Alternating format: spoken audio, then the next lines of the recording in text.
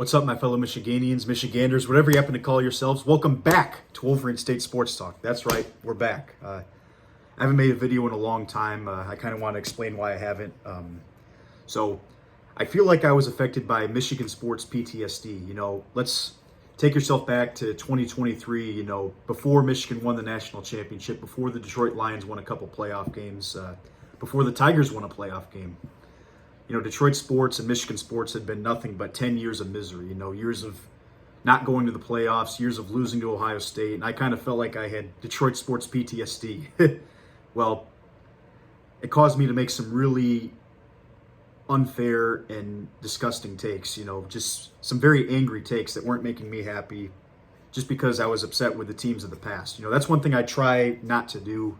I felt like I fell in that trap in 23 when the Lions lost to the Seahawks. I fell into the trap of, the Lions have been terrible for years, so therefore this team is terrible. I felt like it was making me make terrible takes, angry takes. I'm just like, this isn't making me happy. It's making me look like a fool online. I'm just done with it. So I kind of just took a break, but now I feel like I'm healed. I took my spiritual journey, right? I went outside, meditated under a tree, and I'm healed. I'm happy again, and I want to be excited about my teams again. There's times I'm going to be upset, but I want to make good objective analysis, based on logic, reasoning, and a little bit of emotion too, but not letting negative emotion get the best of me. So I'm excited to make these videos again, and here we go. So it goes without saying, last week was a massive win for Sherrone Moore against Washington. After that embarrassing showing against USC, not necessarily that we lost, but how we lost, just getting absolutely pummeled up front by a team that's not known for their physicality. That was one of the worst losses since I've watched Michigan football. Maybe 2019 against Wisconsin, 2018 against Ohio State, plenty of games where we just got absolutely pummeled on the ground. I mean, not very many, but a few I can think of. That USC game ranks up there. And let's be real, it made Sherrone look really bad just because the team didn't show up to play. That's a bad reflection of coaching. So for them to come out against Washington and just play a very clean game, no turnovers, not many penalties, not many big mistakes, just a very focused, determined effort. We got back to our roots, punching them in the mouth, not giving up yards on the ground, gaining a lot of yards on the ground. I think it's a testament to Sherrone Moore. He's a 39-year-old second-year coach that has absolutely no head coaching experience prior, and he's learning on the job, which is tough. But I think there's a lot of reason for optimism. There's a lot of pessimism around Sherrone Moore, and I get it. Like, there are some things that I don't like what he's doing, but at the same time, he's developing as a head coach, as a 39-year-old head coach. This isn't Dan Lanning, who had tons of connections at Georgia and brought in a caravan of talent to Oregon. This is not a guy that inherited that kind of situation, and that's kind of going to be what this video is about. One of the biggest myths about Sherrone Moore is that he was born on third base, and I'll tell you right now, that couldn't be further from the truth. A lot of Michigan fans believe that, and I think a ton of Ohio State fans believe that. I get it. Like, we just won a national championship, and then we hit the basement right after that. Hey, make fun of us. That's fine. Although we're still beating you, so we still have the upper hand there.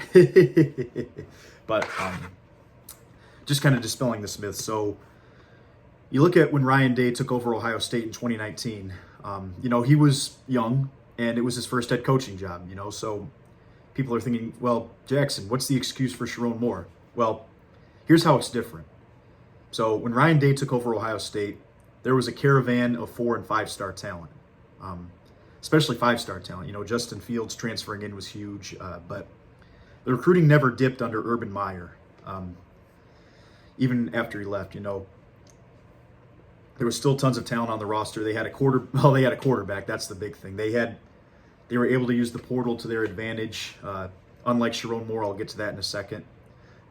Almost every assistant stayed on the staff. That's another huge thing. They were able to keep the continuity a lot better than Michigan did.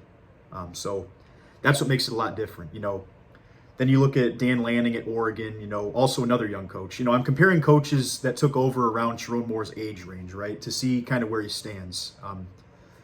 Dan Lanning, is a great coach, and he took over Oregon, but Oregon wasn't in terrible shape. They weren't great, but they could have done better. But Lanning had those connections to the University of Georgia. He brought in an amazing transfer portal class. That seems to be the big thing, bringing in that transfer portal class. That's kind of what Sherrone didn't really get an opportunity to do.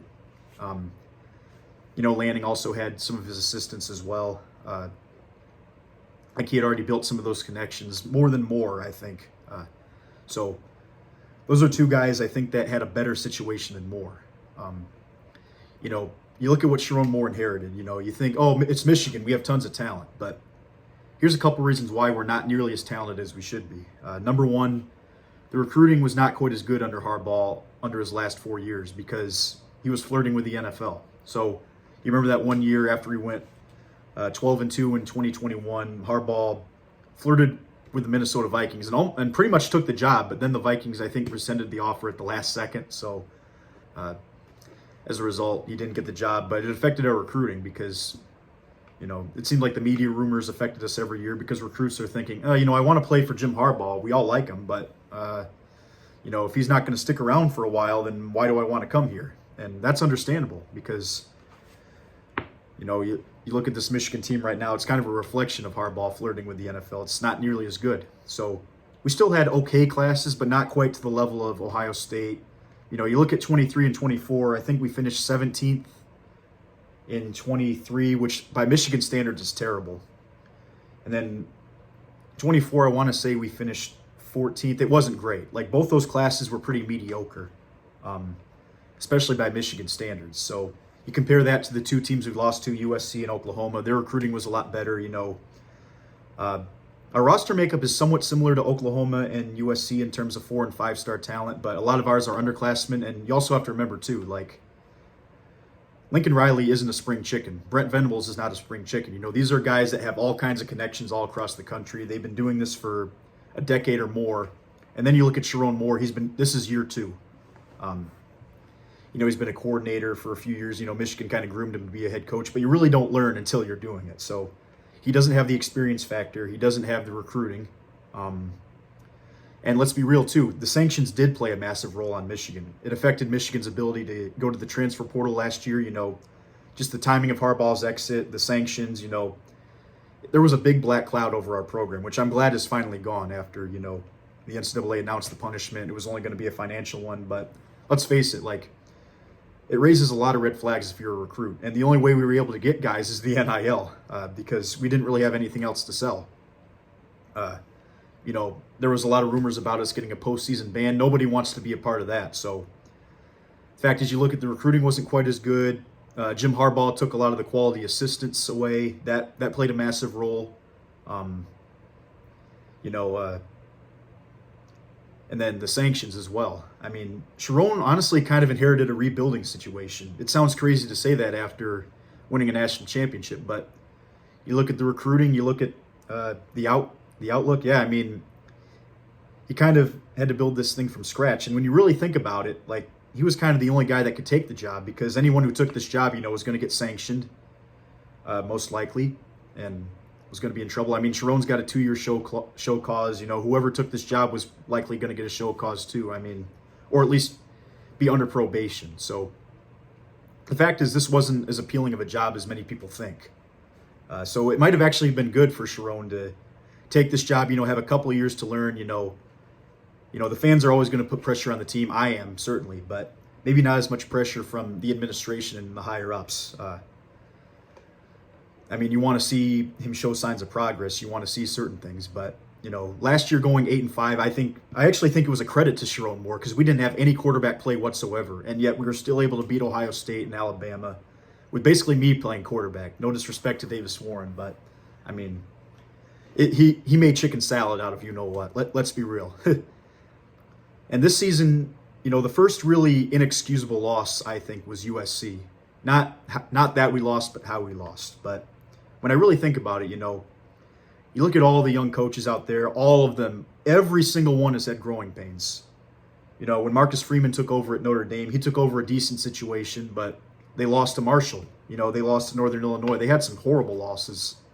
But he's one of the better coaches in college football, a guy I'm a big fan of personally.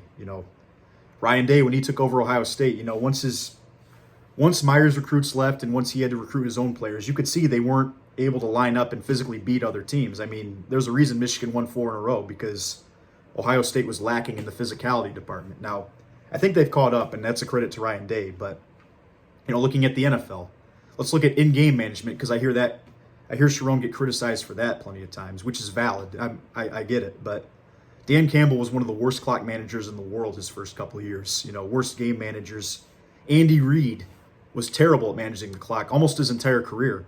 Those two guys are going to the Hall of Fame. Now, that doesn't automatically mean that Sherrone's going to be those two guys, but some of the in-game mistakes, like bad challenges, or, should have challenged the spot when he didn't challenge it, or calling a timeout in an inopportune time, every single coach has made mistakes like that. Every single one. It's something about the pressure of having a million things on your mind, I guess it just causes coaches to make bad choices, But what I'm saying by that is, like, we're allowed to be upset about things like that, but it doesn't mean that he's a bad coach, He's only had one off season really to change his staff, and he kind of has who he has, who Harbaugh left. Sherrone is fairly new at trying to evaluate, who the good guys on the staff are versus the guys he should let go. So, point being is, he didn't inherit as great of a situation as a lot of people think, and he's brand new to this and doesn't really have a whole lot of guidance other than Jim Harbaugh's recommendations, which the funny thing is, a lot of Jim Harbaugh's recommendations, they went with him to the NFL. So the future of Michigan football, I think, could be very, very bright. And if Sherrone Moore ends up working out as our head coach, that's the best case scenario. We should be rooting for Sherrone Moore. And I think he does deserve credit for how he handled the whole situation in 23. He, at the last second, he's the head coach for the Penn State game and the Ohio State game, and he managed both games very well. Both times the team came out and looked great. You look at this season, everybody's talking about, the 2 games he was gone, they looked great against Nebraska and Central Michigan. Well, my personal opinion is that has more to do with Central Michigan and Nebraska than it does Sherrone. I mean, USC and Oklahoma are both much better teams than those two, I can agree that Michigan maybe could have opened it up a little bit more, but I kind of understand the philosophy they want to play with. Here's the reality of this football team. This is a good football team for Michigan. It's not a great team. Next year could be a great team, and the year after that could be an unbelievably great team. Like, this could be a perennial playoff team. This year we're going to be having to do everything we can to get in the playoffs, and it's going to be, like, if I were to flip a coin, I would say it's less than a 50% chance. I would give Michigan maybe a 35% chance to make the playoffs. Not 0. I'd say about 35, maybe 30. The offensive line just isn't quite as good as it should be at Michigan, but we have a bunch of 4 and 5 stars coming in. We have a lot of great young linemen. Frazier looked great last weekend. Garnera has played really well. You got Haywood, Babalola. Plus, you got a couple of upperclassmen coming back next year. You got Link. Hopefully, Sprague takes a step forward, because I think he's probably been the worst lineman on this team, but he's only a sophomore. The future looks pretty bright. We just have to understand that Moore is completely new at this job. He's going to have another offseason to make necessary changes that he feels like he needs to make. And, I think there's reasons for optimism. I think he's done some things really well. He's done some things not so well. But, when you really step back and look at the situation he took over, I'm not saying that we were Eastern Michigan, but but if you expected Michigan to continue to be a national title team, that wasn't going to happen. So the sanctions are behind us. The NCAA made their decision. It is what it is. We have a ton of great players coming in. And Sherrone last week proved that he's not going to let one team beat him twice. Like, as bad as that USC loss was, I think it's super impressive that the team came right back and played a very focused, determined game. They still believed in themselves despite that disgusting effort at USC. So you got to give Sherrone credit. I think the offense is going to continue to look good, or continue to get better each week under Chip Lindsey. It's exciting. So, big game this weekend against Michigan State. These next 4 games, they're all winnable games, but they're going to take big focus, because Northwestern has been playing a lot better. Michigan State, will always get up for this game. Maryland is a sneaky good team, so Michigan's still going to have to be focused, and we'll see if they can keep that up. So, it's exciting. All right, thank you guys very much. Go Blue, and have a good rest of your night.